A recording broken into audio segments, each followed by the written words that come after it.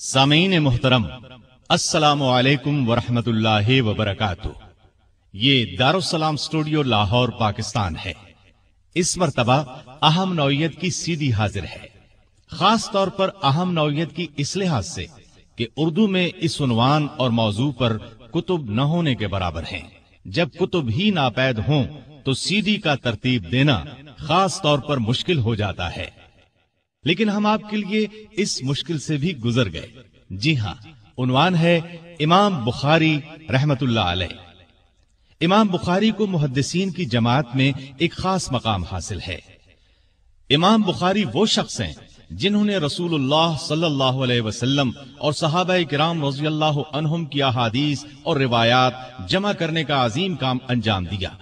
इस काम में उन्होंने अपनी जिंदगी की आसाइश, आराम, दौलत सब कुछ कुर्बान कर दिया। इस काम में जो कामयाबी इमाम बुखारी को हासिल हुई वो किसी दूसरे मुहद्दिस के हिस्से में ना आ सकी। इसलिए आप इमामुल मुहद्दिसीन और अमीरुल मोमिनीन फिल हदीस करार पाए। उनकी परखी हुई अहादीस पर मुकम्मल वसूख का इजहार किया गया। आपने ये काम अंजाम देकर जफाकशी की एक मिसाल कायम कर दी। मुसलमानान आलम आज इमाम बुखारी से खास मोहब्बत रखते हैं।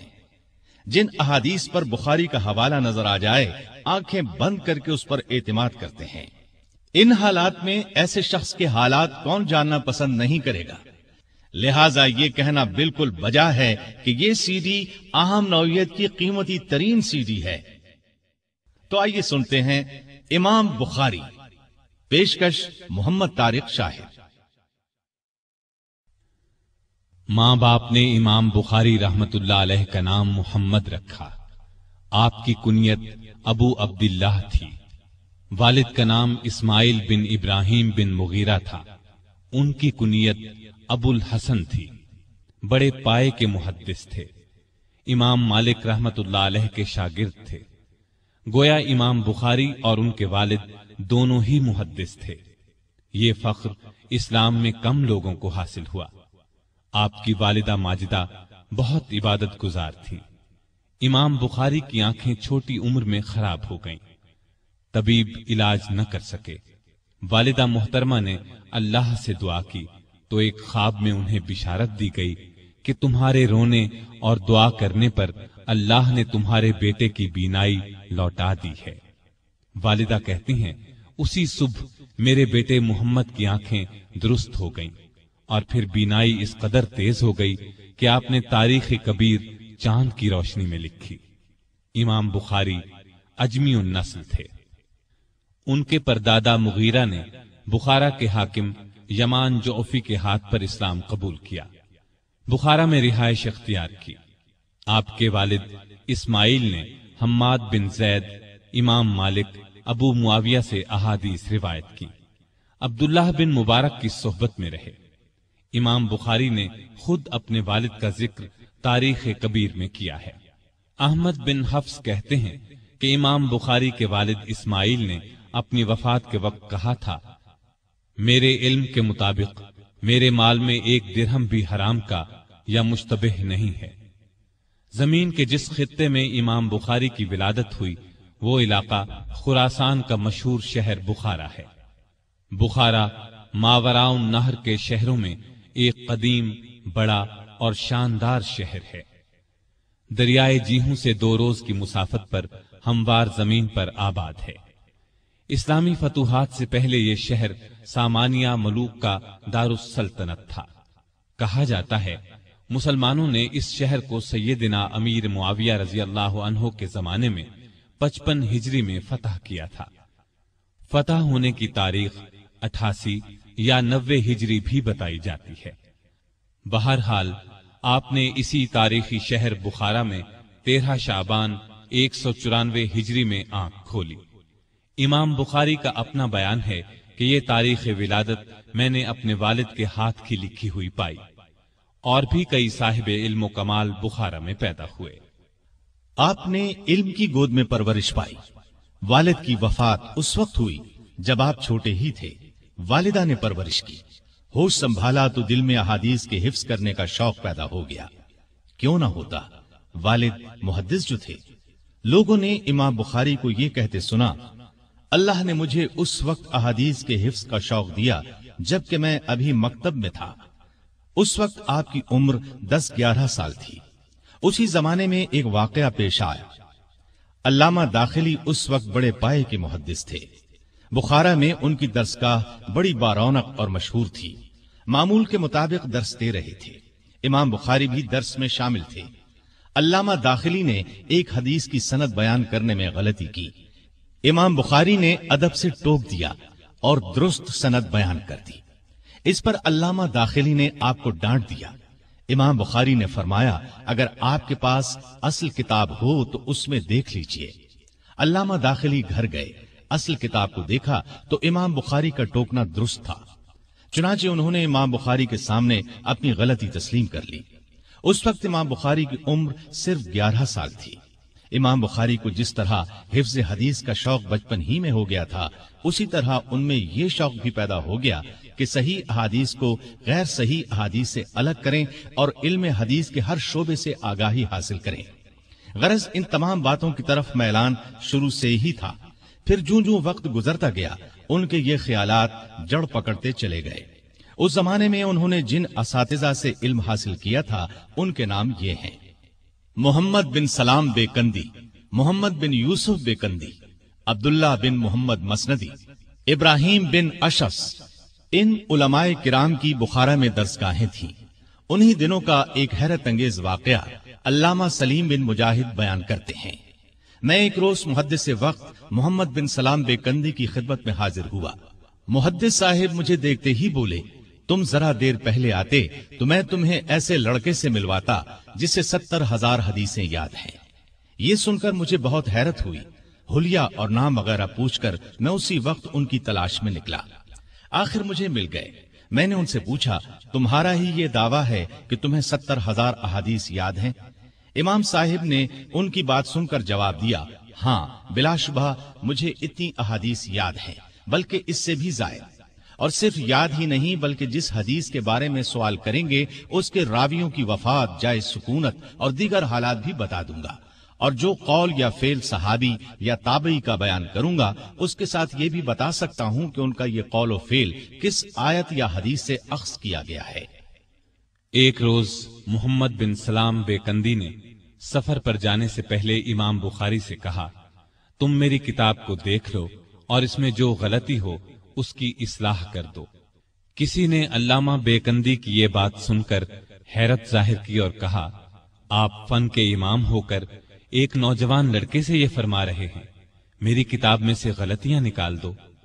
علامہ بیکندی نے اس کی بات سن کر جواب میں فرمایا، ہاں اس نوجوان کا کوئی ثانی نہیں ہے۔ وہ فرمایا کرتے تھے، جب محمد بن اسماعیل میرے درس میں آ جاتے ہیں تو میں حیرت زدہ ہو جاتا ہوں۔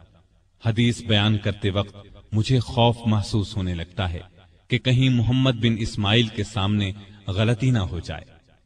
یہ سب باتیں اس وقت کی ہیں جب امام بخاری محمد بن سلام بیکندی کے درس میں شریک ہوتے تھے، اور انہوں نے اپنے وطن بخارا سے حصول علم کے لیے رحلت نہیں فرمائی تھی۔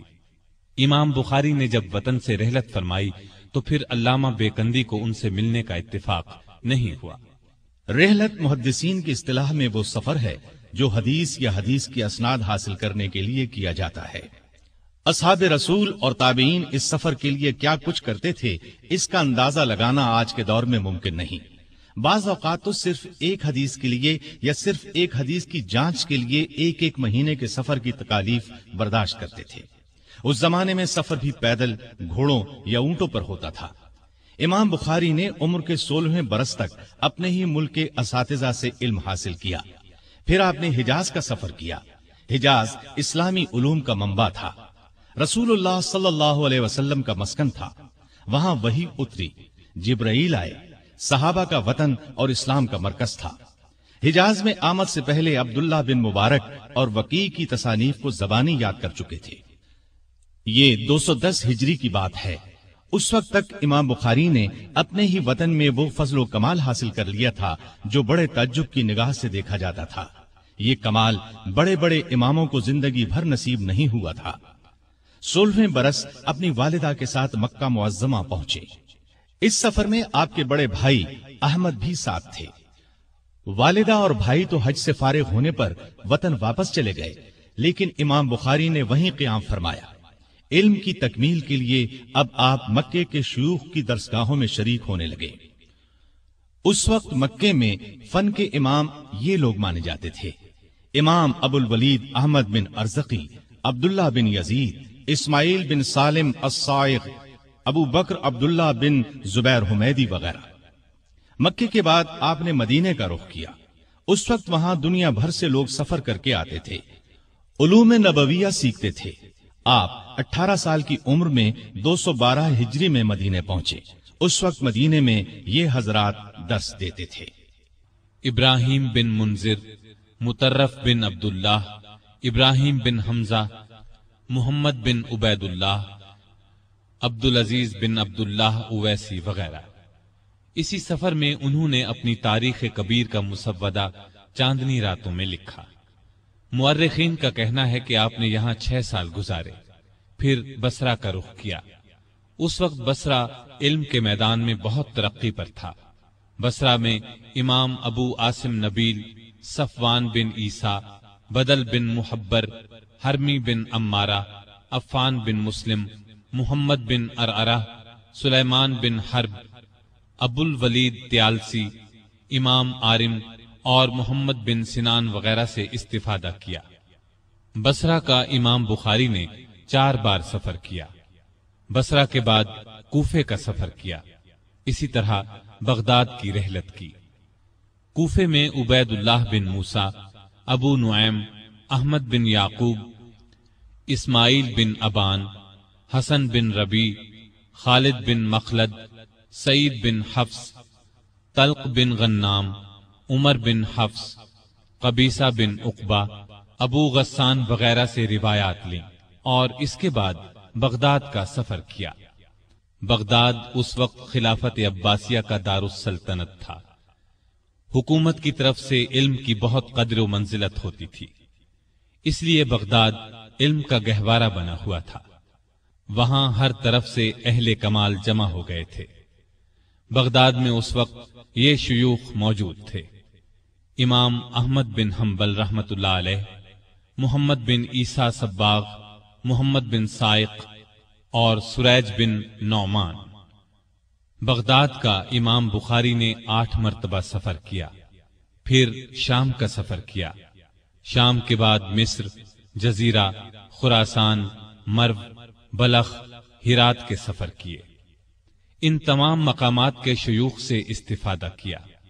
محدثین لکھتے ہیں امام بخاری ان تمام شہروں میں طلب علم کے لیے گئے اور وہاں قیام کیا۔ خطیب بغدادی لکھتے ہیں امام بخاری نے تمام شہروں کے محدثین کی طرف سفر کیا۔ خراسان اور عراق کے تمام ملکوں، حجاز، شام اور مصر میں حدیثیں لکھی۔ بغداد تو کئی بار گئے۔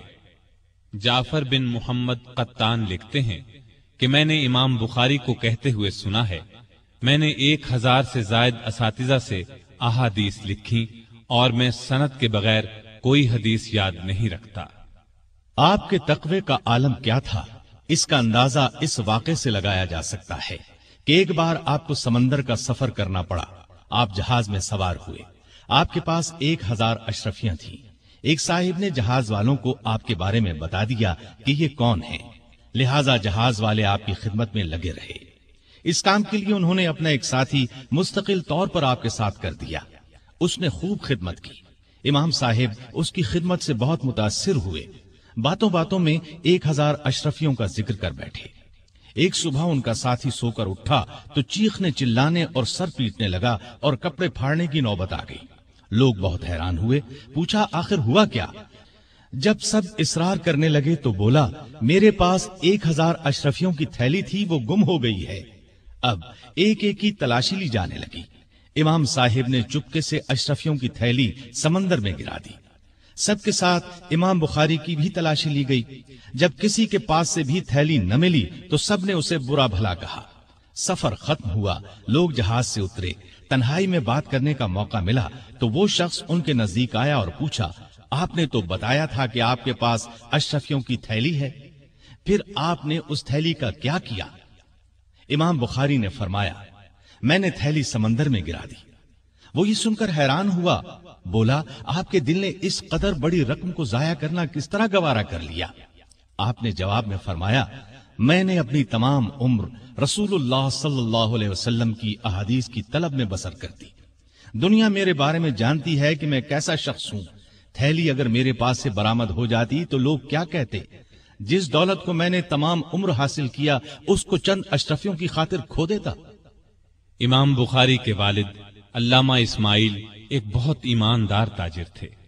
वफात के वक्त उन्होंने कहा था, मेरे माल में से एक दिरहम भी हराम रास्ते से शामिल नहीं हुआ। उन्होंने काफी दौलत छोड़ी। ये सारी दौलत इमाम बुखारी को मिली। आपने उस माल को मुजारबत में लगा दिया। ये तिजारत की एक किस्म है। इस तरह खुद फारिग होकर इल्म नबवी की खिदमत में लग गए। आपकी तबीयत में मुरव्वत और रहमदिली बहुत ज्यादा थी। आपकी तिजारत में शरीक एक शख्स 25,000 दिरहम दबा बैठा। इत्तेफाक से वो उस शहर में आया जिसमें उस वक्त आप भी थे। आपको बताया गया कि आपका मकरूज आया हुआ है, उससे रुपया वसूल कर लीजिए। आपने जवाब में फरमाया, मैं इस बात को पसंद नहीं करता कि मकरूज को परेशानी में डालूं। मकरूज वहां से दूसरे शहर में चला गया। आपके अकीदतमंदों ने अर्ज की, आप हुकूमत से मदद ले सकते हैं। गवर्नर को एक खत लिखवा दीजिए। गवर्नर उसे गिरफ्तार कर लेगा और उसे कर्जा अदा करना पड़ेगा। इसके जवाब में आपने फरमाया, इस तरह हुकूमत का मुझ पर एहसान होगा। वो इस एहसान का बदला न जाने मुझसे किस सूरत में चाहेगी, लिहाजा मैं ये भी नहीं कर सकता। आपके अकीदतमंदों ने खुद ही खत लिखकर गवर्नर को भेज दिया। आपको पता चला तो फरमाया, तुम मुझसे ज्यादा मेरे खैरखा न बनो। फिर गवर्नर की तरफ आदमी भेजा कि मकरूज को कुछ न कहा जाए। इस तरह आपको 25,000 दिरहम में से कुछ भी वापस न मिला, लेकिन आपने उसे परेशान करना गवारा न किया। मिजाज में खुदा तरसी थी, रहमदिली और इंसाफ पसंदी बहुत थी। ये औसाफ गोया आप में कूट कूट कर भरे थे। अब्दुल्ला बिन मोहम्मद सियारफी कहते हैं कि मैं इमाम बुखारी के मकान पर उनकी खिदमत में मौजूद था। आपकी लौंडी आई और आपके पास से होकर दूसरी तरफ जाने लगी। उसका पांव दवात से टकरा गया, दवात उलट गई, रोशनाई गिर गई। इमाम बुखारी ने गुस्से से फरमाया, कैसे चलती है? लौंडी ने फौरन कहा, रास्ता ना हो तो किस तरह चलूं? इस पर इमाम बुखारी ने गुस्से होने की बजाय उससे फरमाया, जा, मैंने तुझे आजाद किया। अब्दुल्ला बिन सियारफी कहते हैं, मैंने अर्ज किया, आपको तो उसने गुस्सा दिलाने की बात की और आप हैं कि उसे आजाद कर दिया। आपने जवाब में फरमाया, जो उसने कहा मैंने अपने नफ्स को उस पर राजी कर लिया। गोया इमाम बुखारी ने लौंडी को तंबीह नहीं की, अपने नफ्स को की। अबू हफ्स आपके वालिद के शागिर्द थे। उन्होंने तिजारत का कुछ माल आपकी खिदमत में भेजा। कुछ ताजिर शाम के वक्त आपके पास आए और उस माल को खरीदना चाहा। उन्होंने पेशकश की कि वो इस माल पर 5,000 नफा देने के लिए तैयार हैं।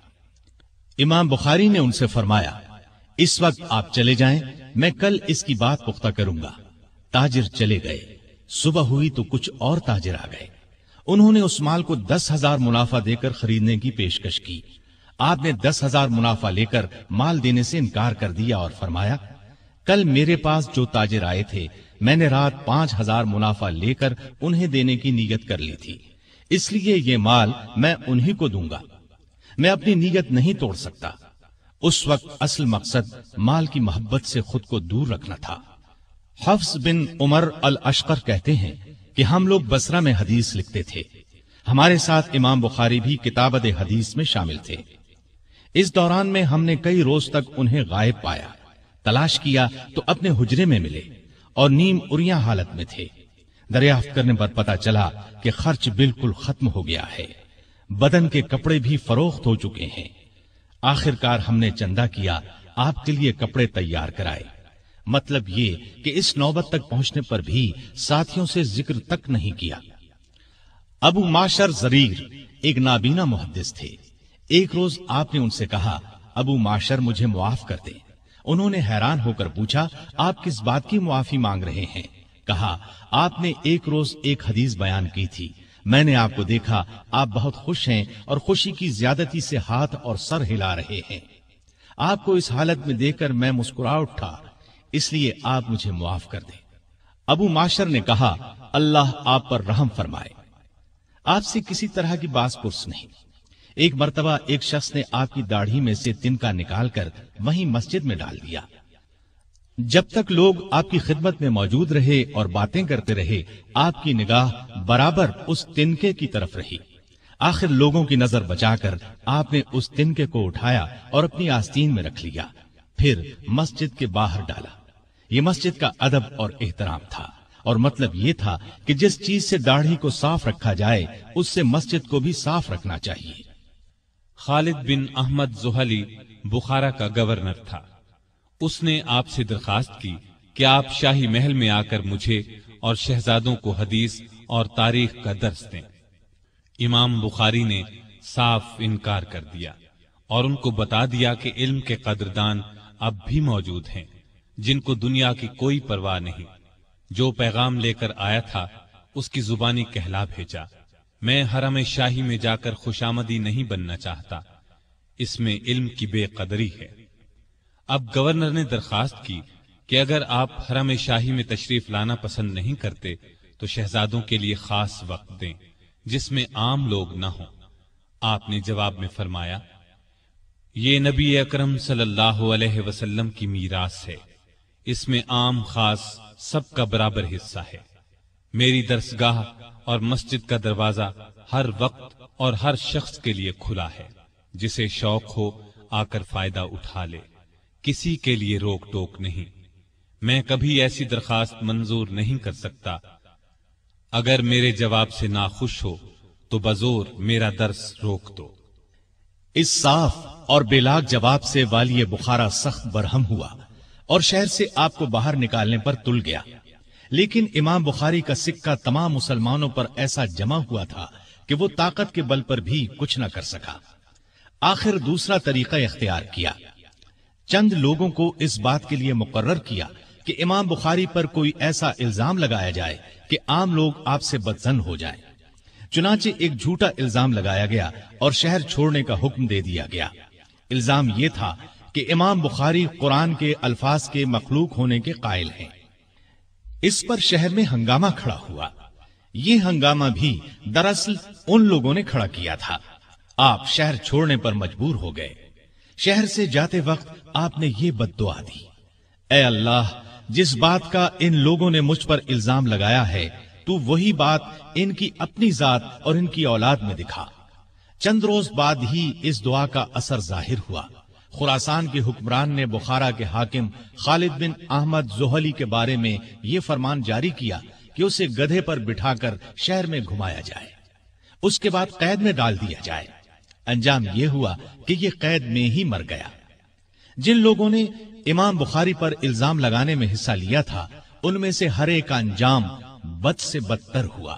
ان میں سے حریث بن ورقہ کو تو وہ ذلت اٹھانا پڑی جو بیان سے باہر ہے۔ الزام لگانے کے لیے حاکم بخارا نے اس شخص کو آگے کیا تھا۔ امام بخاری بخارا سے نکل کر بیکند پہنچے، لیکن اس الزام کی خبر بیکند بھی پہنچ چکی تھی۔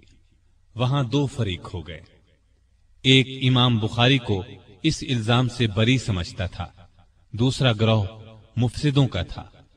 امام بخاری نے اس صورتحال میں وہاں ٹھہرنا مناسب نہ سمجھا۔ اس دوران میں سمرقند کے لوگوں کو آپ کے بیکند پہنچنے کی خبر مل گئی۔ انہوں نے آپ سے درخواست کی کہ سمرقند تشریف لے آئیں اور مسند درس سنبھالیں۔ آپ نے درخواست منظور فرمائی اور سمرقند کے لیے روانہ ہوئے۔ راستے میں خرتنگ نامی بستی میں ایک عزیز کے مکان میں ٹھہرے۔ تہجد کی نماز میں آپ نے دعا کی، اے اللہ، تیری زمین کشادہ ہونے کے باوجود مجھ پر تنگ ہو گئی ہے، مجھے اپنے پاس بلا لے۔ اللہ نے ان کی دعا قبول کر لی۔ چند روز کے بعد آپ نے وہیں وفات پائی۔ جس عزیز کے ہاں آپ ٹھہرے ہوئے تھے اس کا نام غالب بن جبریل تھا۔ وہ کہتے ہیں چند روز تک امام بخاری میرے مکان پر تندرست رہے، آخر بیمار ہو گئے۔ اسی حالت میں سمرقندیوں کی طرف سے درخواستیں آنے لگی۔ بہت زور دیا گیا کہ آپ سمرقند تشریف لے آئیں۔ آپ نے حالت مرض ہی میں جانا منظور فرما لیا، لیکن اس وقت انہیں معلوم ہوا کہ بخارا کا فتنہ سمرقند میں بھی پہنچ چکا ہے اور وہاں بھی 2 جماعتیں ہو گئی ہیں، تو آپ نے اپنے لیے دعا فرمائی، اے اللہ مجھے اپنے پاس بلا لے، مجھ پر تیری زمین کشادہ ہونے کے باوجود تنگ ہو گئی ہے۔ ادھر اختلافات کے بعد سمرقند والوں نے اس الزام کے بے بنیاد ہونے پر اتفاق کر لیا اور آپ کو سمرقند لے جانے پر زور دیا۔ آپ نے سواری طلب کی، چلنے کی تیاری کی، موزے پہنے، امامہ باندھا، ایک صاحب نے سہارا دینے کے لیے دونوں بازو تھامے، سواری کی جانب 15-20 قدم بڑھے ہوں گے کہ فرمایا، مجھے چھوڑ دو، کمزوری بڑھتی جا رہی ہے۔ امام بخاری نے ہاتھ اٹھا کر کچھ دعائیں کی اور لیٹ گئے۔ آپ کے جسم سے بے تحاشا پسینہ جاری ہو گیا، یہاں تک کہ آپ عید الفطر کی شب 256 ہجری میں انتقال کر گئے۔ اس وقت آپ کی عمر قریباً 62 برس تھی۔ انا للہ و انا الیہ راجعون۔ روح پرواز کر جانے کے بعد بھی جسم پر پسینے کا اثر تھا۔ آخر غسل دے کر کفن میں لپیٹ دیے گئے۔ عید الفطر کے دن بعد نماز ظہر وہیں خرتنگ نامی بستی میں آپ کو دفن کر دیا گیا۔ اس طرح یہ آفتاب عالم، احادیث رسول کا خادم، دنیا بھر کے انسانوں پر احسان کرنے والا، علوم نبویہ کا ماہر رخصت ہو گیا۔ مرنے سے پہلے وصیت فرمائی، مجھے سنت کے مطابق 3 کپڑوں میں کفن دینا، ان میں کرتا اور امامہ نہ ہو۔ امام بخاری کی وفات پر علماء امت نے بہت حسرت ظاہر کی۔ یحییٰ بن جعفر بیکندی نے آپ کی وفات کی خبر سن کر فرمایا، امام بخاری کی موت علم کی موت ہے۔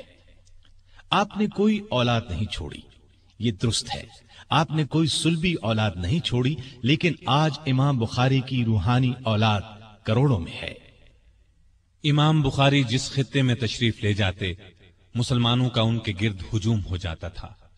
لوگ ان کے فضل اور کمال کی حکایات سن سن کر انہیں دیکھنے کی تمنا کیا کرتے تھے، اس لیے جہاں پہنچتے وہاں ہجوم کی وجہ سے تل دھرنے کی جگہ نہ ملتی۔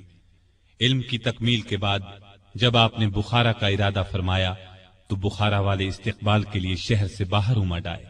شہر سے باہر 3 میل تک خیمے لگ گئے۔ شہر میں شایان شان طریقے سے لایا گیا۔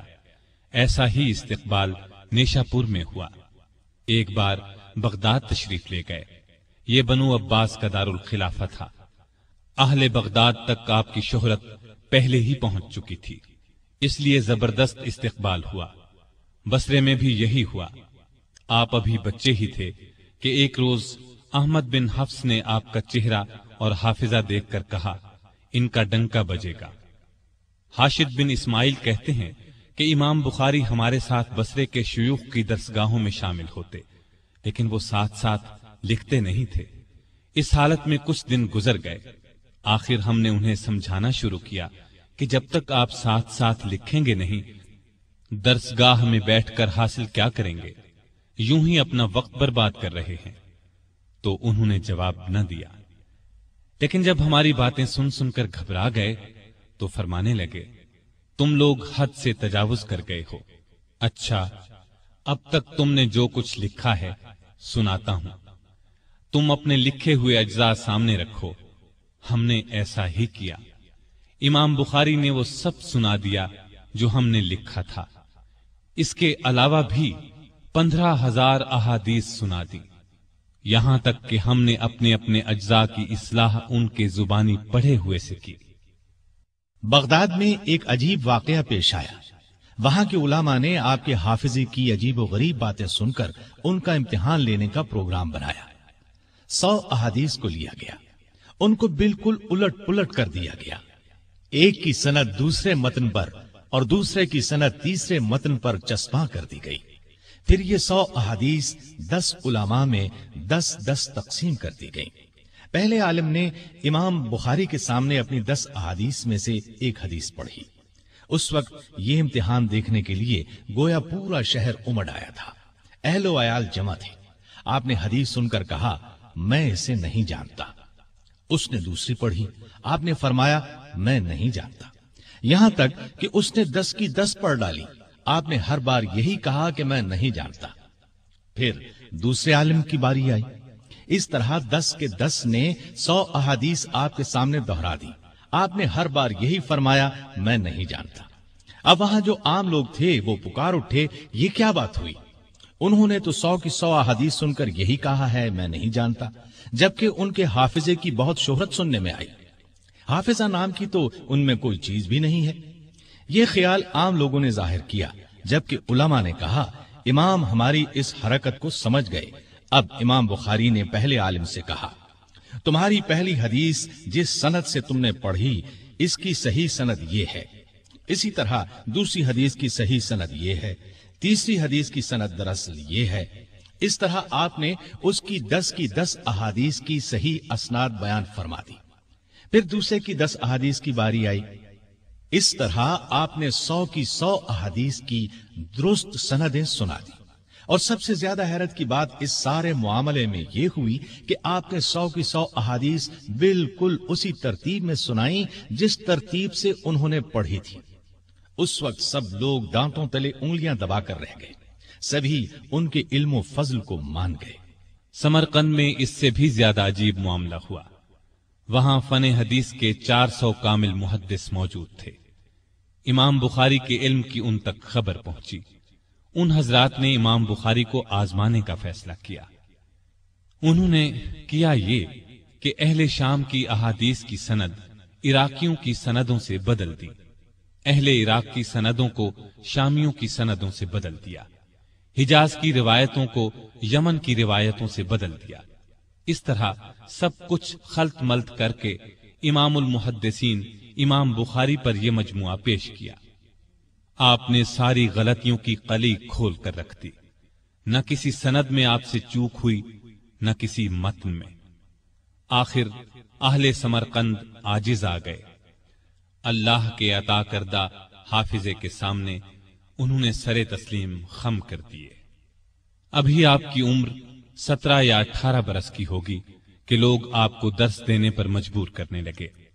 لیکن آپ اس وقت تک درس دینے کے لیے نہیں بیٹھے جب تک کہ صحیح احادیث میں اور باقی احادیث میں امتیاز نہیں کر لیا. اہل الرائے کی کتابوں کا مطالعہ اور بصرے کی کل احادیث کا احاطہ نہیں کر لیا.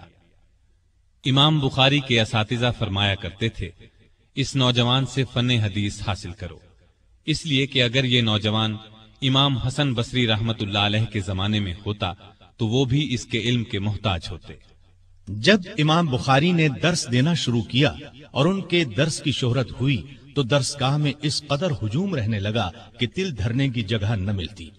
آپ نے مختلف مقامات پر درس دیا، کبھی بصرے، کبھی بغداد، کبھی بخارا. آخری عمر میں بخارے کے ہو کر رہ گئے، صرف وہیں درس دیتے رہے.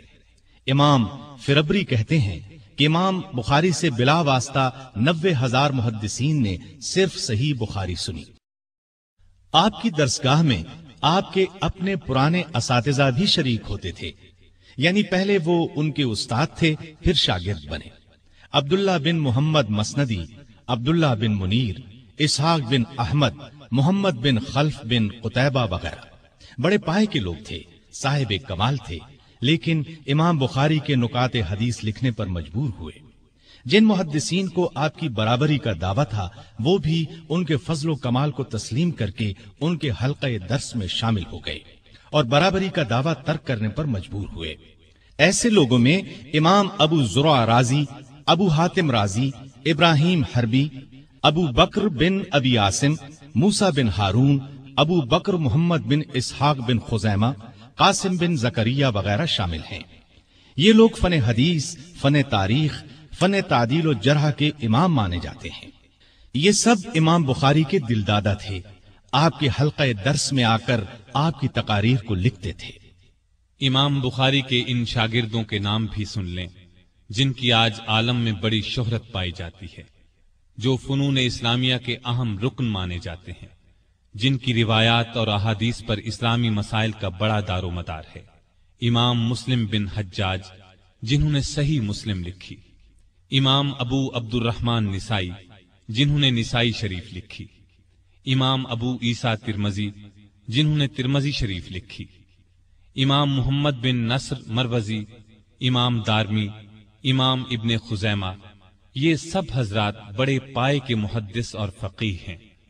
امام بخاری ابھی طالب علم ہی تھے کہ آپ سے فتویٰ پوچھا جانے لگا۔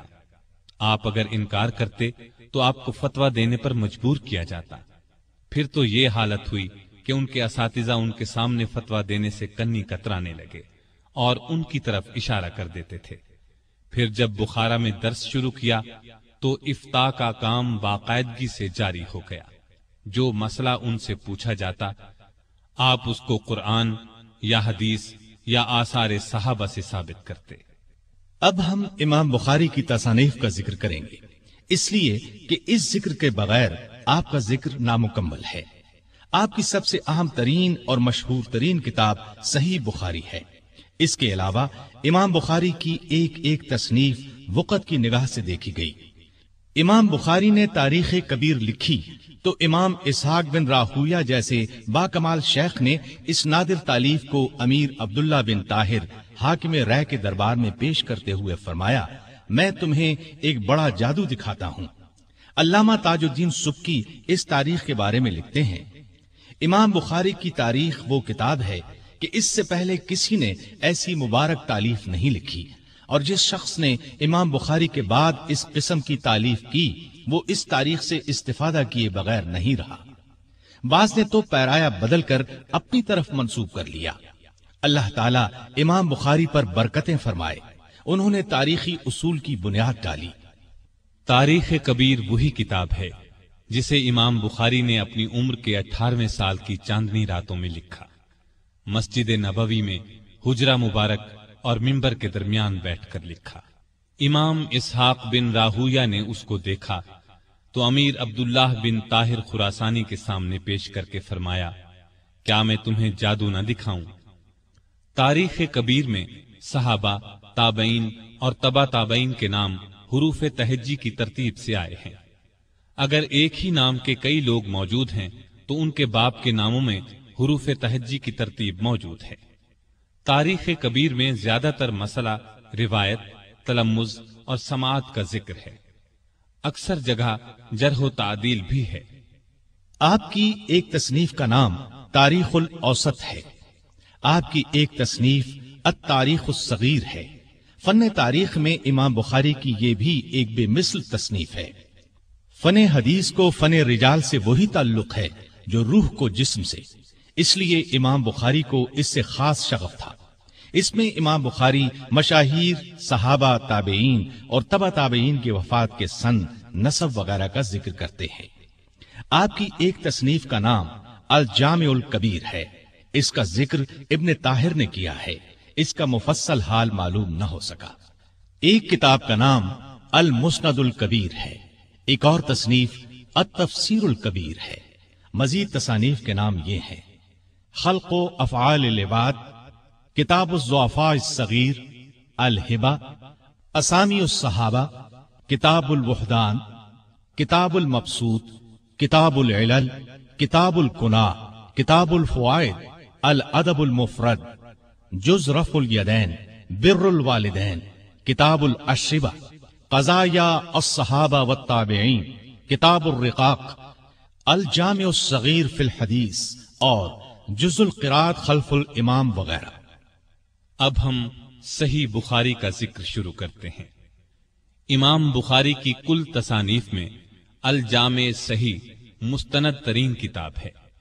آج دنیا میں صحیح بخاری کے نام سے کون واقف نہیں؟ اس کتاب کو عالمگیر شہرت حاصل ہوئی۔ دنیا کے ان تمام حصوں میں جہاں جہاں اسلام پہنچا، یہ کتاب بھی پہنچی۔ امام بخاری کو جن وجوہات کی بنا پر مسلمانوں نے امام المحدثین اور امیر المؤمنین فی الحدیث کا لقب دیا، ان میں سے ایک یہ مبارک کتاب بھی ہے۔ یہ رتبہ، یہ فضیلت اور یہ شرف نہ کسی محدث کی کسی تصنیف کو حاصل ہوا، نہ کسی فقیہ اور امام کی تالیف کو۔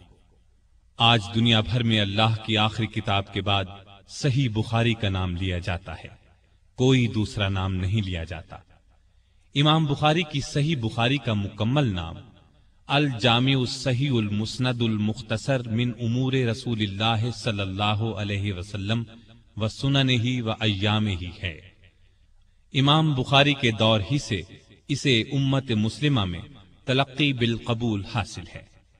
جیسا کہ اصول حدیث کی مشہور کتابوں مقدمہ ابن الصلاح اور اختصار علوم الحدیث وغیرہ میں لکھا ہے، حافظ ابن کثیر نے شیخ الاسلام ابن تیمیہ سے نقل کیا ہے کہ جس حدیث کو تلقی بالقبول حاصل ہو وہ قطعی الثبوت ہوتی ہے، بلکہ بعض علماء نے اصول حدیث میں یہ مسئلہ بھی لکھا ہے، اگر کوئی شخص اپنی بیوی کو یہ کہہ کر مشروط طلاق دے کہ اگر صحیح بخاری میں ایک حدیث بھی ضعیف ہے تو تجھ کو طلاق ہے، تو طلاق واقع نہیں ہوتی، اس لیے کہ صحیح بخاری کی متصل مرفوع تمام روایات بالکل صحیح ہیں۔ محدثین کرام کے نزدیک سب سے اعلیٰ درجے کی صحیح حدیث وہ ہوتی ہے جس پر بخاری و مسلم اپنی کتابوں میں روایت کرنے پر متفق ہوں، پھر دوسرے نمبر پر صحیح بخاری، تیسرے نمبر پر مسلم، چوتھے نمبر پر بخاری و مسلم کی شرط پر ہو، پانچویں نمبر پر بخاری کی شرط پر ہو، چھٹے نمبر پر جو مسلم کی شرط پر ہو، اور ساتویں درجے پر وہ روایت صحیح ہوتی ہے جو دوسرے محدثین کی شرط پر صحیح ہو۔ شاہ ولی اللہ دہلوی اپنی مشہور کتاب حجت اللہ البالغہ میں فرماتے ہیں کہ صحیح بخاری اور صحیح مسلم کے بارے میں تمام محدثین متفق ہیں کہ ان میں تمام کی تمام متصل اور مرفوع احادیث یقیناً صحیح ہیں۔ یہ دونوں کتابیں اپنے مصنفین تک بامتواتر پہنچی ہیں۔ جو ان کی عزت و تعظیم نہ کرے وہ شخص مسلمانوں کے راستے کے خلاف چلنے والا اور بدعتی ہے۔ حالات مصنفین درس نظامی نامی کتاب میں لکھا ہے کہ امام بخاری نے 23 سال کی عمر میں 217 ہجری میں صحیح بخاری کی تصنیف کا کام شروع کیا۔ 233 ہجری میں تصنیف کا یہ عظیم الشان کام مکمل ہو چکا تھا۔ امام بخاری نے اپنی عظیم تصنیف کو بیت الحرام میں لکھا تھا۔ ابواب و تراجم کی تکمیل مسجد نبوی میں کی۔ فواد عبد الباقی کی ترقیم کے ساتھ صحیح بخاری کی کل احادیث مقررات کے ساتھ 7563 ہیں۔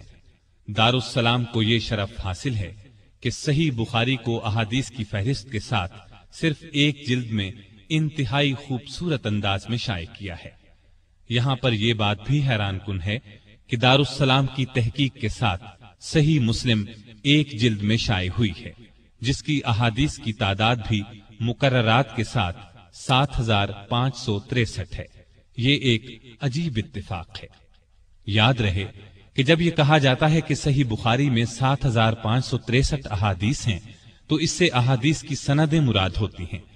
مثلاً صحیح بخاری کی پہلی حدیث انما الاعمال بالنیات اس کے علاوہ 6 اور مقامات پر بھی آئی ہے، یعنی اس ایک حدیث کی صحیح بخاری میں 7 سندیں ہیں جنہیں 7 حدیثیں بھی کہا جاتا ہے۔ صحیح بخاری میں بعض حدیثیں 20-20، 25-25 کی تعداد میں بھی آئی ہیں۔ چونکہ امام بخاری محدث ہونے کے ساتھ ساتھ بہت بڑے فقیہ بھی تھے، وہ ہر نئے باب میں حدیث سے نیا فقہی مسئلہ ثابت کرتے ہیں۔ اسی وجہ سے انہیں امام الدنیا فی تفقہ الحدیث بھی کہا جاتا ہے۔ بخاری کی اگر تاریخ لکھی جائے، اس پر مفصل بحث کی جائے تو کئی ضخیم جلدوں پر بات پہنچے گی۔ علامہ ابن خلدون اپنی شہرہ آفاق تاریخ ابن خلدون کے مقدمے میں فرماتے ہیں، میں نے اپنے اکثر اساتذہ اور شیوخ کو فرماتے سنا ہے کہ صحیح بخاری کی شرح لکھنے کا قرض امت پر اب تک باقی ہے۔ اسلامی دنیا کے علماء میں سے کسی نے اس کی ایسی شرح نہیں لکھی جس سے امت کا یہ قرض ادا ہو۔ مطلب یہ کہ اگرچہ بخاری کی بہت سی شروح لکھی گئیں لیکن ابھی تشنگی باقی ہے، آگے چل کر لکھتے ہیں، لیکن صحیح بخاری فن حدیث کی تمام کتابوں سے درجے میں بلند ہے، یہ نہایت بلند پایا ہے، اس لیے علماء نے اس کی شرح کو نہایت مشکل خیال کیا ہے، اس کے مطالب کی رسائی تک کو بہت دشوار خیال کیا ہے۔ علامہ ابن خلدون 8ویں صدی کے مورخ ہیں۔ اپنی تاریخ کے مقدمے کو انہوں نے 779 ہجری میں ختم کیا۔ اس وقت صحیح بخاری کی شروح کثرت سے لکھی جا چکی تھی۔ 3 صدی کے بعد ہی سے اہل علم اس کی شرح کی طرف متوجہ ہو گئے تھے، لیکن جس پائے کی شرح کی طرف علامہ خلدون اشارہ کر رہے ہیں उस वक्त इस पाए की मारज वजूद में नहीं आई थी। इब्न खल्दून के इस कौल के बाद हाफिज इब्न हजर अस्कलानी की फतहुल बारी शरह सहीहुल बुखारी मंजर आम पर आई। इस किताब ने उम्मत पर कर्ज को अदा कर दिया है, वलिल्लाहिल हम्द। मौजूदा जमाने तक बुखारी की शरह की तादाद सैकड़ों तक पहुंच चुकी है और अब ये बात कही जा सकती है कि अहले इल्म ने कोई पहलू ऐसा नहीं छोड़ा जिस पर मेहनत न की हो। गरज तमाम पहलुओं पर बहस की गई है, ताहम इमाम बुखारी के ख्याल की बारीकी और लतीफ इस्तिदलाल तक अब भी बहुत कम लोगों की रसाई हो सकी। आज करोड़ों इंसान इस किताब को माया नाज ख्याल करते हैं और यकीन करते हैं कि रसूलुल्लाह सल्लल्लाहु अलैहि वसल्लम के अक़वाल, अफ़आल, तकारीर जिस तहकीक के साथ इस किताब में जमा की गई हैं, उससे बढ़कर किसी किताब में होना मुमकिन ही नहीं। लोग इस बात पर यकीन रखते हैं कि इमाम बुखारी ने अपनी जांफशानी, अपनी मेहनत, अपनी कोशिश, अपनी जानिसारी और अल्लाह के अता करदा अपने हाफिजे की कोई कसर नहीं छोड़ी। अरब व अजम, अहले हिजाज, अहले शाम, अहले इराक, अहले हिंद, तुर्की, काबुली, बरबरी, अफ्रीकी, रूमी, रूसी, बदवी, शहरी, मुहद्दिस, फकीह, मुतकल्लिम, सूफी सब उसको मानते हैं। Thomas William bell oriental biographical dictionary मतबूआ London 1890 ईस्वी में लिखते हैं, इमाम बुखारी की तसनीफ सही बुखारी की सबसे ज्यादा कदर की जाती है। रूहानी और दुनियावी मामलात में गरज हर हैसियत से कुरान के बाद मोतबर समझी जाती है। इस किताब में मोहम्मद सल्लल्लाहु अलैहि वसल्लम की वही, इल्हामात, अफ़आल और अक़वाल ही दर्ज नहीं हैं, कुरान के अक्सर मुश्किल मकामात की तफसीर भी दर्ज है। यहाँ जहनों में कुदरती तौर पर सवाल उभरता है, इमाम बुखारी को सही बुखारी की तालीफ का ख्याल क्यों कर पैदा हुआ? सो इसका जवाब ये है, सहाबा के जमाने ही से किताबत हदीस का ख्याल पैदा हो गया था। सैयदना अब्दुल्लाह बिन अमर बिन आस, सैयदना अली और सैयदना मुआविया के पास अहादीस लिखी हुई थी। ताबईन और तबा ताबईन ने इसकी जरूरत को महसूस किया। ताबईन की निस्बत तबा ताबईन ने इसकी जरूरत को ज्यादा महसूस किया। सहाबा रजी अल्लाह अन्हुम तो नबी करीम सल्लल्लाहु अलैहि वसल्लम की सोहबत में रहे, वो हर बात से आगाह थे। ताबईन भी सहाबा की सोहबत से फैज़याब हुए, शरीयत की हकीकत से बाखबर हुए, लेकिन रफ्ता रफ्ता कमी होती चली गई। इस कमी को महसूस करके तबा ताबईन ने कमरे हिम्मत बांध ली और ये काम शुरू किया। मुहद्दिसीन ने जान तोड़ कोशिश से इस काम को पूरा किया। ताबईन के आखिरी जमाने में जब इस्लाम दूर दराज मुमालिक तक फैल गया, रवाफिज, खवारिज और मुनकरीन तकदीर की बिदातों का शोर गूंजा, तो शिद्दत से जरूरत महसूस की जाने लगी कि अहादीस नबविया की तदवीन होनी चाहिए। बाकायदगी से यह काम खलीफा उमर बिन अब्दुल अजीज के जमाने से शुरू हुआ। उन्होंने खुद इस काम की इब्तिदा कराई। आनन फानन अहादीस का दफ्तर तैयार हो गया। फिर तबा ताबईन उठे और अहकामात जमा किए। मदीने में इमाम मालिक ने मुवत्ता इमाम मालिक लिखी।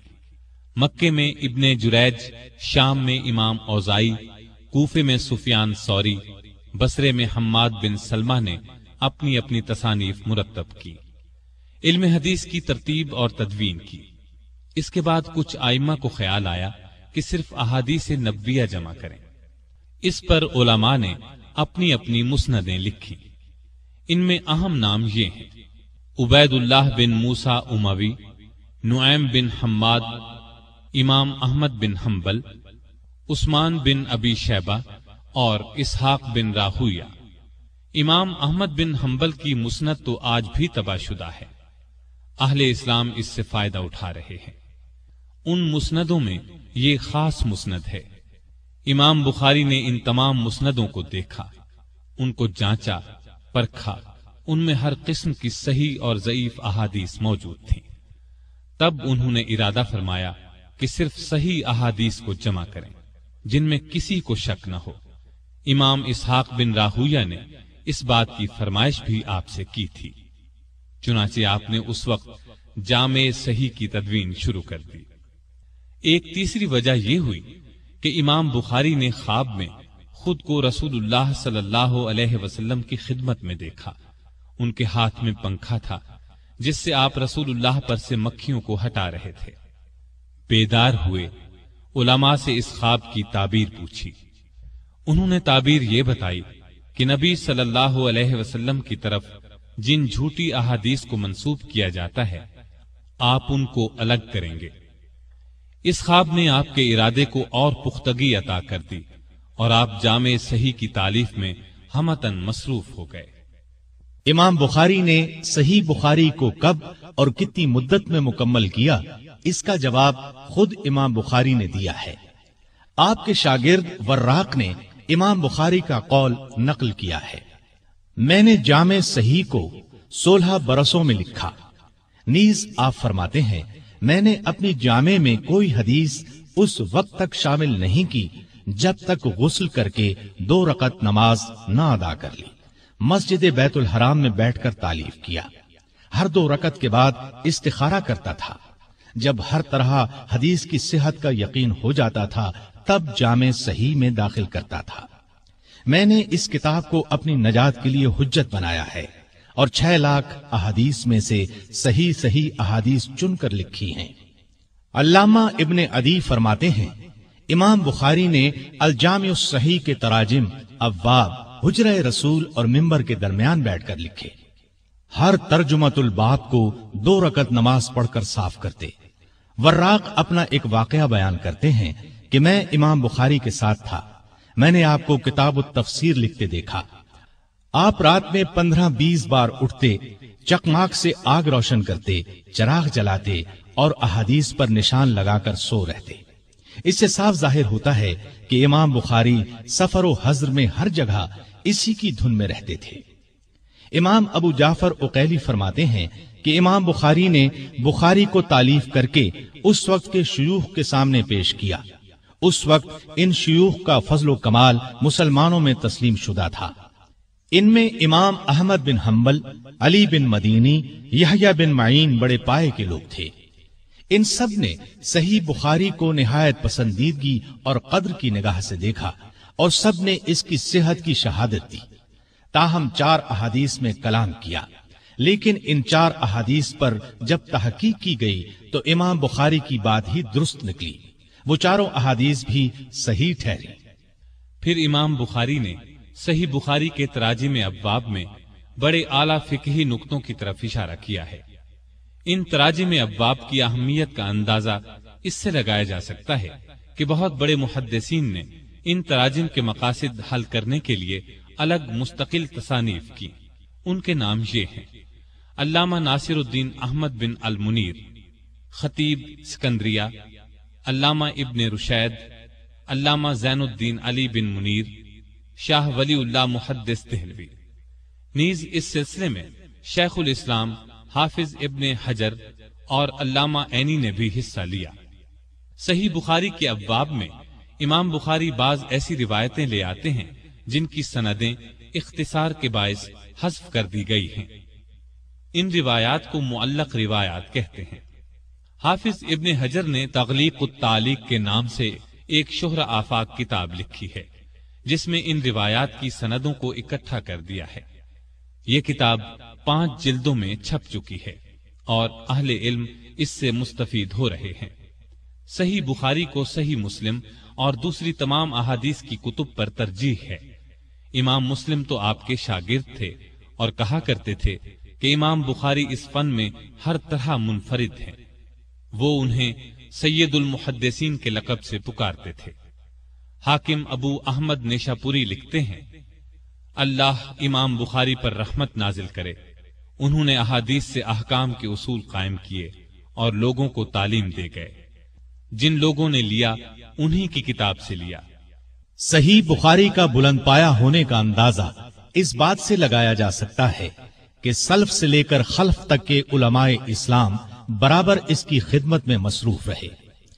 کسی نے اس کی شرح لکھی، کسی نے ابواب فقیہ اور تراجم ابواب کی باریکیوں کی چھان بین کی، کسی نے اس کی تجرید کی، کسی نے مشکل الفاظ کی لغت لکھی، کسی نے نحوی مسائل کے شواہد جمع کیے۔ یہاں ہم چند عربی شروح کے نام آپ کو سناتے ہیں۔ आलाम सुनन, ये इमाम अबू सुलेमान अहमद बिन बस्ती अल-मुतवफ़ा 308 हिजरी की शरह है। फतहुल बारी, ये शरह शेख अबुस्सलाम अबुल फज़ल अहमद बिन अली बिन हज्र अस्क़लानी अल-मुतवफ़ा 852 हिजरी की है। बहुत मशहूर व मारूफ शरह है। उम्दतुल कारी, ये शरह अल्लामा बदरुद्दीन ऐनी हनफी अल-मुतवफ़ा 855 हिजरी ने लिखी, बहुत मशहूर है।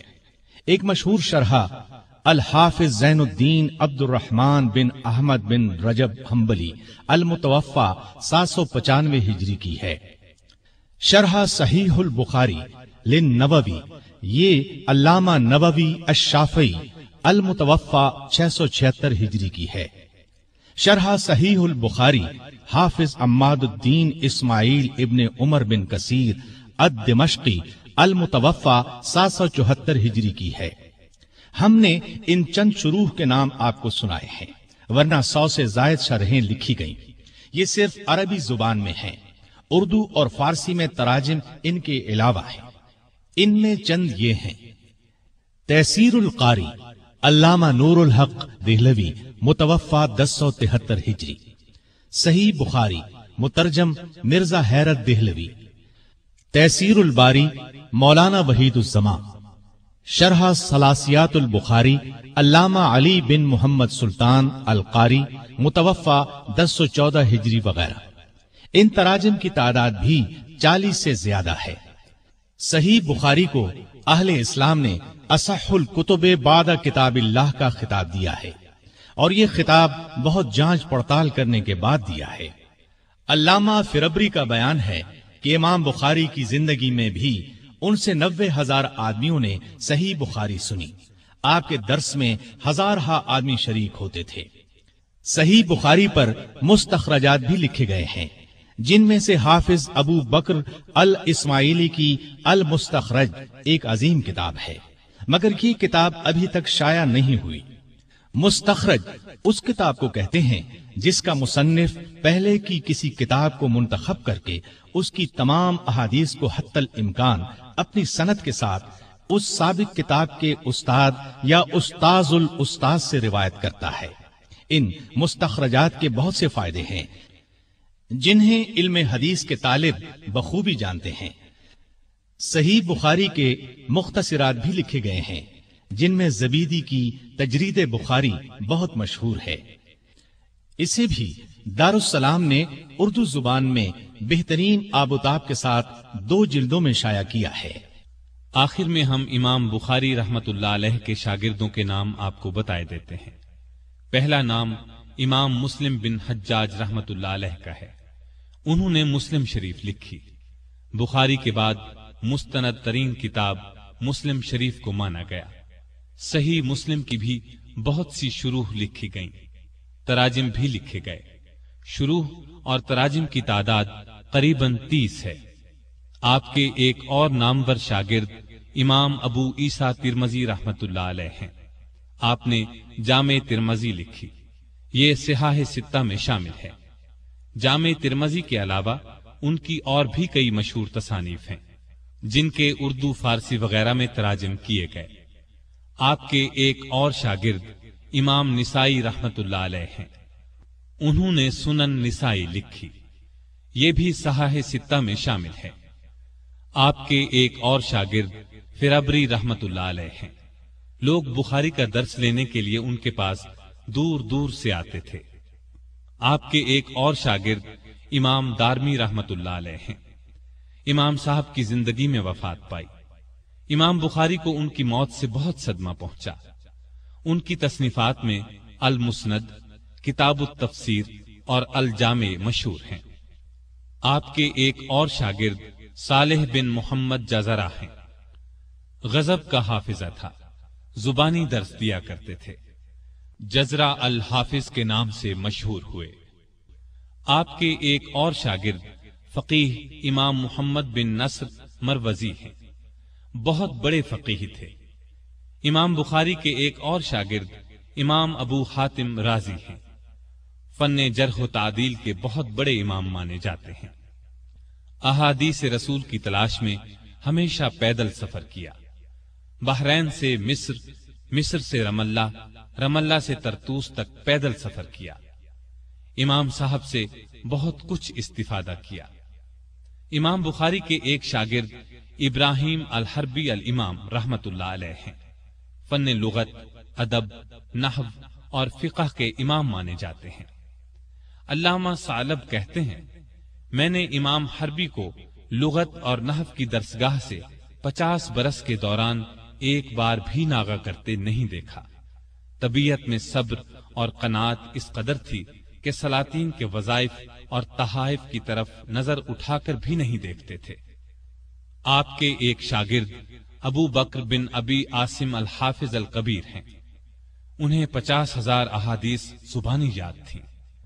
اصفہان میں ایک مدت تک قاضی کے عہدے پر مامور رہے۔ امام بخاری کی درسگاہ میں باقاعدگی سے حاضری دیا کرتے تھے۔ امام بخاری کے ایک شاگرد ابن خزیمہ صاحب الفقہ والحدیث ہیں۔ حافظ ذہبی نے انہیں امام الائمہ اور شیخ الاسلام کا لقب دیا ہے۔ تصنیفات کی تعداد 144 بتائی جاتی ہے۔ فتاوی حدیثیہ کے 100 جزو لکھے۔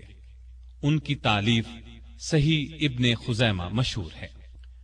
یہ بھی امام بخاری کی درسگاہ میں حاضری دیتے تھے۔ امام بخاری کے ایک شاگرد ابو جعفر بن ابی حاتم وراق ہیں۔ یہ صحیح بخاری کے کاتب ہیں۔ امام بخاری کے نامور شاگردوں میں سے ہیں۔ صحیح بخاری کے بہت سے مقامات میں ان کا ذکر موجود ہے۔ امام بخاری کے محافظ دفتر بھی تھے۔ امام بخاری کے ایک شاگرد ابو عبداللہ حسین بن علی بن اسماعیل المحاملی ہیں۔ 10 سال کی عمر میں سماعت شروع کی۔ ان کی مجلس املا میں 10,000 تابعین جمع ہوتے۔ امام بخاری کے ایک اور شاگرد ابو اسحاق ابراہیم بن معقل نصفی ہیں۔ مغربی ممالک میں ان کی سند سے بخاری روایت کی جاتی ہے۔ امام بخاری کے ان شاگردوں میں سے ہیں جنہوں نے صحیح بخاری روایت کی اور ان سے سلسلہ روایت جاری رکھا۔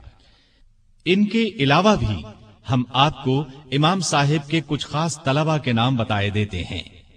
یہ حفاظ حدیث ہیں جن کے مستقل تراجم لکھے گئے اور ان کی تصانیف آج بھی عالم کو فائدہ پہنچا رہی ہیں۔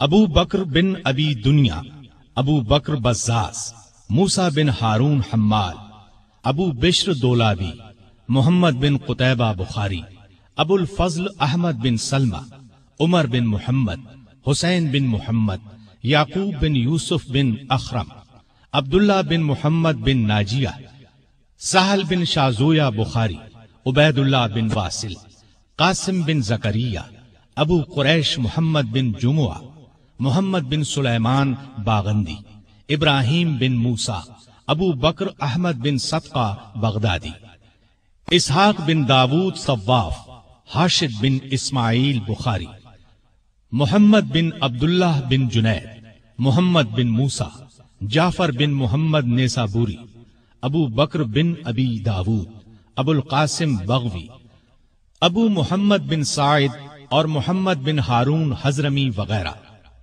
یہ تھے نام ان حفاظ حدیث کے جو امام بخاری رحمت اللہ علیہ کے شاگرد خاص تھے، اور ان کے ساتھ ہی ہم امام بخاری کا تذکرہ ختم کرتے ہیں۔ اس کے ساتھ ہی ہم یہ کہنے میں عار محسوس نہیں کرتے کہ اس کیسٹ کی صورت میں آپ کے تذکرے کا حق ادا نہیں کر سکے۔ یہ تذکرہ بہت سی ضخیم کتب میں پھیلا ہوا ہے، ایک کیسٹ میں سمیٹنا ممکن نہ تھا، تاہم ضروری اور اہم معلومات آپ تک پہنچانے کی کوشش ضرور کی ہے۔ اہل ذوق اپنی تسکین اس سلسلے کی کتب سے پوری کر سکتے ہیں۔ محترم سامعین، ابھی آپ دارالسلام اسٹوڈیو لاہور پاکستان سے معلوماتی پیشکش امام بخاری سن رہے تھے۔ امید ہے پسند آئی ہوگی۔ دارالسلام اسٹوڈیو تلاوت قرآن مجید، ترجمہ، سیرت النبی، قصص الانبیاء، صحابہ کرام، ائمہ اعظام اور محدثین کے حالات و واقعات، نیز نماز، روزہ، حج اور دیگر عبادات کا صحیح طریقہ، بچوں اور عورتوں کے لیے انتہائی دلچسپ اور سچی کہانیاں اور وہ سب کچھ جس سے نئی نسل کی تربیت اسلامی خطوط پر ہو سکے، آڈیو کیسٹ اور سیریز میں پیش کر رہا ہے۔ دارالسلام اسٹوڈیو دارالسلام پبلشرز اینڈ ڈسٹریبیوٹرز کا ایک حصہ ہے جو اسلامی کتب کی اشاعت کا بین الاقوامی ادارہ ہے، جس کا ہیڈ آفس سعودی عرب کے دارالحکومت ریاض میں واقع ہے، جس کے مینیجنگ ڈائریکٹر جناب عبد المالک مجاہد ہیں۔ دارالسلام کا دنیا کے 27 ملکوں میں نیٹ ورک ہے۔ پاکستان میں اس کا ایڈریس نوٹ کر لیں: دارالسلام اسٹوڈیو، 50 لوور مال، نزد MAO کالج، لاہور۔ فون 72400247232400 اور 71200054، فیکس 7354072۔ یہ پیشکش تھی محمد طارق شاہد اور حبیب کبریا کی۔ اللہ حافظ۔